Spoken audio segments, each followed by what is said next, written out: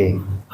Yang kelima, yang dijamin Rasul pasti masuk surga, orang yang adzan di salah satu masjid semata-mata karena iman dan cari ridhone Gusti Allah.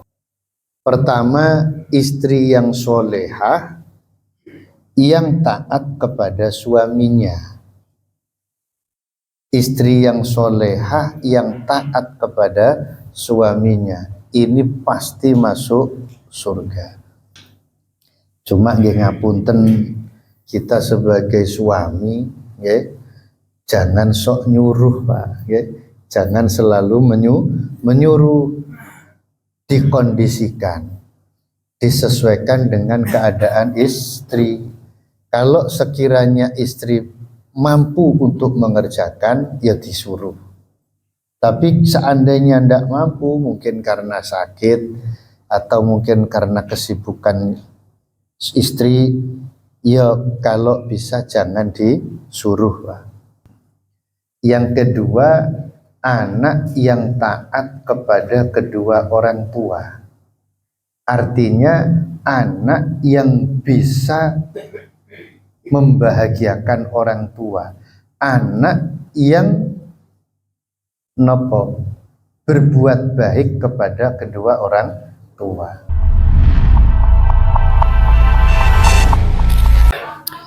Bismillahirrahmanirrahim.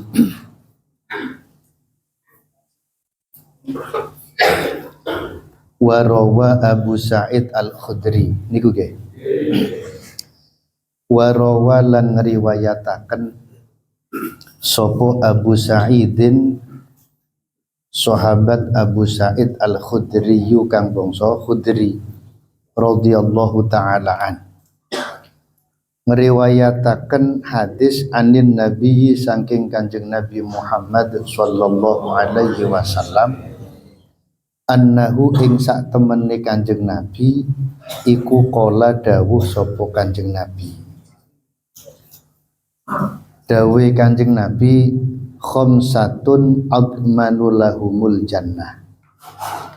Khamsatun utawi wong limo iku admanu jamin nanggung sapa ingsun, jamin nggih. Iku admanu nanggung sapa ingsun lahum marang wong limo, nanggung al jannata ing swarga. Rasulullah Muhammad sallallahu alaihi wasallam bersabda, ada 5 orang yang aku jamin masuk surga. Jadi 5 orang ini dapat jaminan Rasul pasti masuk surga. Sing jamin Kanjeng Nabi.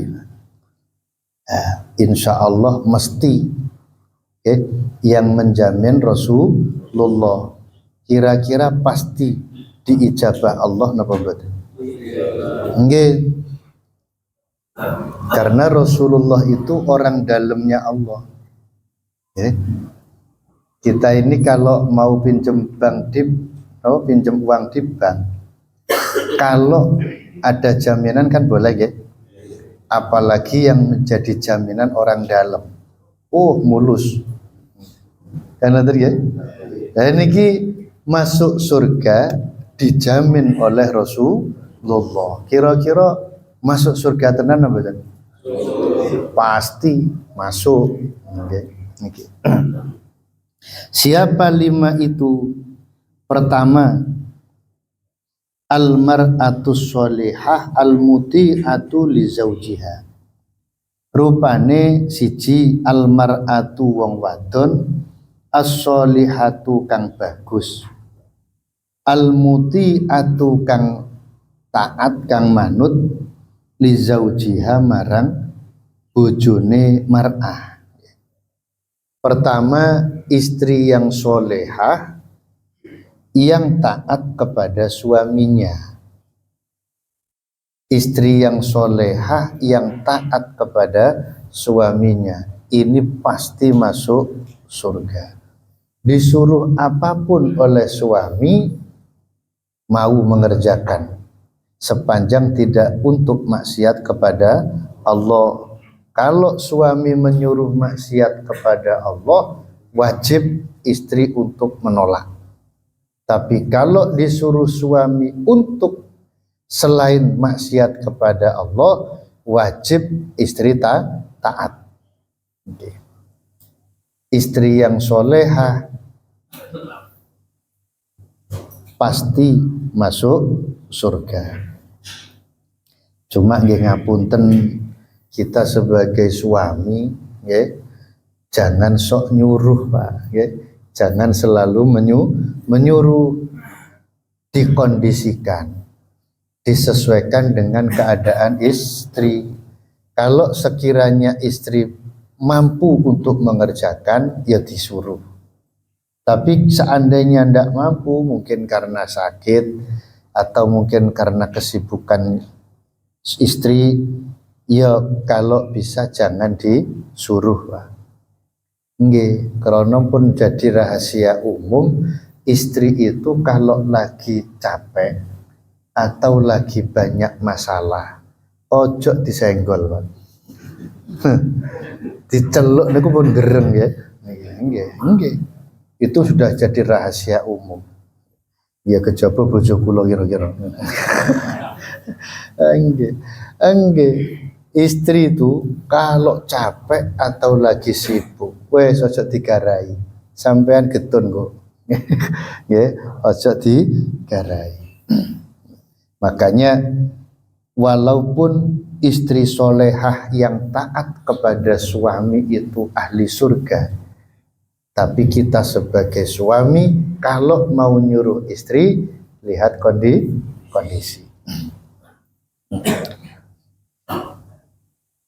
Kula nate maca hadis Rasulullah Muhammad sallallahu alaihi wasallam bersabda, suami yang baik ya, suami yang baik, dan insya Allah suami yang ahli surga itu adalah suami yang dia itu tegas untuk urusan dengan Allah, tapi kalau untuk urusannya sendiri dia takhfif ya. Takhfif niku tidak suka memperberat istri.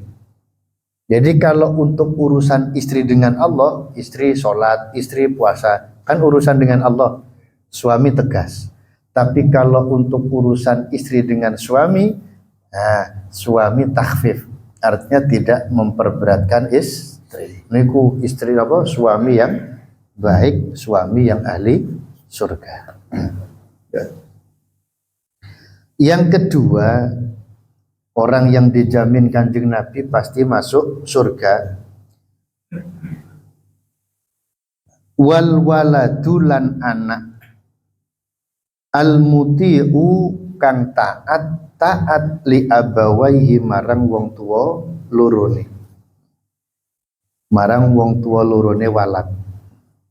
Yang kedua, anak yang taat kepada kedua orang tua. Artinya anak yang bisa membahagiakan orang tua, anak yang nopo berbuat baik kepada kedua orang tua. Ini pasti masuk surga. Makanya kita ini kan anak Pak nggih kan? Kita ini kan anak. Ngapunten, walaupun sudah sepuh, tetap kita itu anak. Kenapa kok anak? Karena setiap kita punya orang tua. Maka anak yang baik itu adalah anak yang bisa membahagiakan orang tua. Maaf, baik orang tua masih hidup maupun orang tua sudah meninggal. Makanya mari kita berusaha untuk jadi anak yang baron lil walidain, ya. Anak yang berbakti kepada kedua orang tua. Bagaimana caranya supaya kita ini menjadi anak yang berbakti kepada kedua orang tua? Paling tidak kita ini dalam hidup biasakan 3 hal. Insya Allah kita akan diklaim oleh Allah, dicap oleh Allah sebagai anak yang berbakti kepada orang tua. Baron lil walidain atau birrul walidain. 3 hal monggo diistiqomahkan. 1, sering-seringlah kirim doa atau kirim pahala kepada orang tua. Niki. Terserah mau kirim Fatihah, mau kirim nopo, yang penting kirim doa atau kirim pahala untuk orang tua. Niki. Kira-kira kalau jenengan apa orang tua jenengan masih hidup kemudian dikasih sesuatu yang menyenangkan, kira-kira orang tuanya seneng napa? Ridho napa? Aniku. Niki sering-seringlah kirim pahala atau kirim sedekah, kirim doa untuk orang tua. Ini untuk orang tua yang sudah meninggal, ya. Ini untuk orang tua yang sudah meninggal. Lakukan 3 hal. 1, kirim doa atau kirim pahala. Yang kedua, kebaikan-kebaikan orang tua, ya. Kebiasaan-kebiasaan baik orang tua, amalan-amalan baik orang tua, mari kita lanjutkan. Umpami orang tua kita dulu waktu masih hidup itu seneng baca Quran. Monggo kita lanjutkan, kita istiqomahkan, diniati melanjutkan kebiasaan baik orang tua. Barangkali dulu orang tua kita saat hidup seneng sholat jamaah di masjid, di musola. Monggo diistiqomahkan, dilanjutkan. Yang baik-baik mawon, nggih. Kalau kebiasaan jelek jangan, nggih. Kebiasaan jelek jangan dilanjutkan. Ini. Yang ketiga, jalinlah silaturahmi, sering-seringlah datang kepada orang yang dulu sering didatangi orang tua. Silaturahmi. Umpami tiang sepuh jenengan riyin sering silaturahmi teng tangga jenenge umpama legiman umpama. Tiang sepuh jenengan seto jenengan sing nerusno, ya, sering-sering silaturahmi teng Pak legiman. Niku. Yang terakhir nih, kesimpulan dari semua itu, jadilah anak yang soleh, taat teng Gusti Allah. Niku sing nyenengno tiyang sepuh. Kenapa? Karena tidak ada kebahagiaan untuk orang tua dari anaknya melebihi saat orang tua punya anak soleh utawa solehah. Jadi kubut rajin ibadah, istiqomah ibadah. Niku wong tua seneng. Ini kalau orang tuanya sudah meninggal. Lah kalau orang tua masih hidup gimana? Supaya kita ini diklaim jadi anak yang baron lil walidain. Nah, senangkanlah orang tua. Ngoten? Nggih. Kula jenengan niki nek gadah tiyang sepuh kok tasik gesang, tasik urip, bahagiakanlah dia. Ngoten. Nggih. Lah carane napa? Jenengan padosi, jenengan tak cari kesenangan orang tua apa. Ngoten nggih. Orang tua seneng sholat, ya kasih alat sholat. Ngoten. Orang tua kok seneng ngaji, gitu basni Quran. Gak ada bapak kok seneng rokok. Ya napa nih? Gak ada bapak kok seneng rabi. Gitu. Ya, pokoknya diseneng no, tapi dengan cara-cara yang tidak dilarang dalam Islam. Bapak kok bolak-balik rabi, ya dikandani. Sering-sering tuwek rabian. Nah, Ini anak yang taat kepada orang tua dijamin oleh Kanjeng Nabi pasti masuk surga. Ya. Yang ketiga, wal mutawaffa lan wong kang dipundhut, tegese wong kang mati. Fi thariqi Makkah ing dalem dalan tumuju Mekah. Ya Allah, nggih. Yang ketiga, orang yang meninggal di jalan menuju Mekah. Artinya orang yang umroh, orang yang haji, ya, atau orang-orang yang memang niat rencana, niat ibadah teng Mekah. Oke, kok di perjalanan wafat dijamin masuk surga. Niki. Tapi orang usah nggak ada rencana ya. Nggak usah direncanakan, itu pun kersane Gusti Allah. Yang keempat, wasoibul khuluki lan wong kang anduweni pekerti al hasani kang bagus. Yang keempat, orang yang dalam hidup itu mempraktekkan budi pekerti yang baik, khulukul hasan, ya, etika, ya, budi pekerti yang baik, akhlak sing sae. Nah, akhlak yang baik itu apa? Teng kitab Tangkihul Qaul dijelasaken sing dijenengi akhlak utawa adab niku fi'lu ma yuhmadu qaulan wa fi'lan. Mengerjakan hal-hal terpuji baik berupa ucapan maupun perbuatan. Maka siapapun orang kalau bicaranya bagus, kata-katanya sopan, cara bicaranya santun, berakhlak, perbuatannya, sikapnya lembut, sikapnya sopan, terpuji, niki berarti berakhlak. Berarti kalau sing seneng mesuh-mesuh ngoten nggih, yang suka mencaci maki, suka menjelek-jelekan orang, berarti berakhlak apa tidak? Ya jelas tidak. Niki. Niki. Orang yang berakhlak dijamin oleh Rasul pasti masuk surga. Orang yang berakhlak baik, budi pekerti baik, beretika mulia, dijamin oleh Kanjeng Nabi pasti masuk surga. Berarti lek sing akhlake elek, wallahu a'lam. Nggih. Cuma orang itu kalau akhlaknya jelek, selama dia akhlaknya jelek, nggak mungkin dia masuk surga.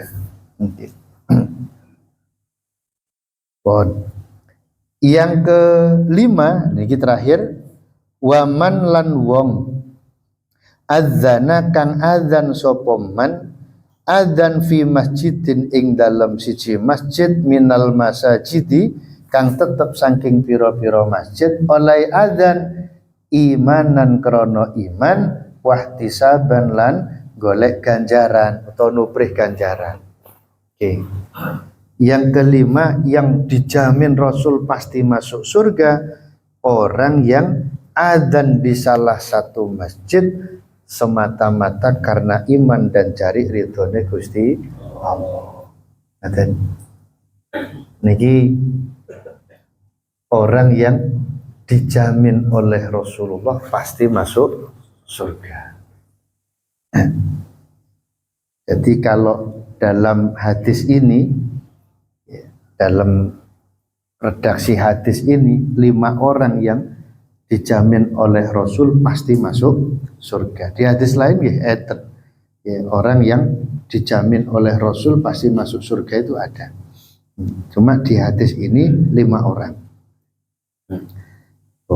Artinya siapapun kita kan pengennya itu kan saat wafat meninggal dunia, saat besok di alam akhir kita kan oleh Allah dimasukkan surga kan, ngoten nggih kepingine kula jenengan nggih.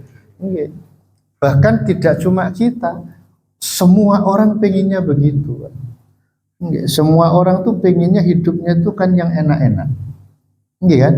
Makanya pernah ada orang ngomong, saya itu pengennya hidup itu kecil bahagia, besar poya-poya, tua kaya raya, mati masuk surga nembahin. Berarti enggak ada orang, enggak ada, Pak. Mboten enten wong niku kok remaja poya-poya tuwek kaya raya, enggak ada. Ya mbok lek warisane kathah. Nah, kalau ingin dijamin Rasul masuk surga, nggih monggo belajar dan berusaha menjadi salah satu dari 5 orang itu.